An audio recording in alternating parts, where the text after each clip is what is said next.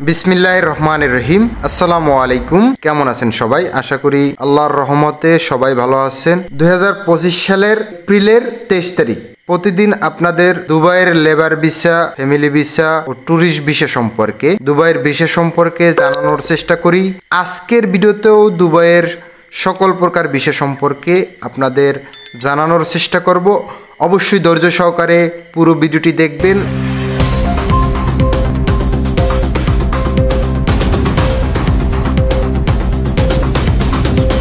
আরব আমিরাত দুবাই বাংলাদেশিদের অন্যতম একটি কর্মসংস্থানের জায়গা এবং দুবাইয়ের ভিসা সম্পর্কে আপনারা লেবার ভিসা সম্পর্কে বেশি জানতে চান যে ভাই লেবার ভিসা কবে খুলবে। এ বিষয়ে আপনাদের প্রতিদিন আপনাদের আপডেট দেই যে দুবাইয়ের লেবার ভিসা বর্তমান পরিস্থিতি সম্পর্কে আপনাদের জানানোর চেষ্টা করি। দুবাইয়ের লেবার ভিসা এখন পর্যন্ত বন্ধ রয়েছে। এখন আপনার এপ্রিলের 23 তারিখ এখন পর্যন্ত দুবাইয়ের লেবার ভিসা বন্ধ রয়েছে। শুধুমাত্র যে স্কিল ওয়ার্কারগুলো রয়েছে সেই ভিসাগুলোই খোলা রয়েছে। ফ্যামিলি ভিসাও বন্ধ রয়েছে। ট্যুরিস্ট ভিসা শর্ত সাপেক্ষে যেতে পারবেন। দালালের চক্করে পড়ে কারো কাছে টাকা পয়সা জমা দিয়ে প্রতারিত হবেন না। জানা গেছে ডক্টর মোহাম্মদ ইউনূস স্যার এখন বর্তমানে কাতার সফরে রয়েছেন। সেখান থেকে আসলে কাতারের সাথে আমাদের বাংলাদেশের সাথে একটা ভালো সম্পর্ক গড়ে উঠবে। এরকম মালয়েশিয়ার সাথেও সামনের এই যে 21 ও 22 মে ঢাকাতে বৈঠক হবে মালয়েশিয়ার সাথে।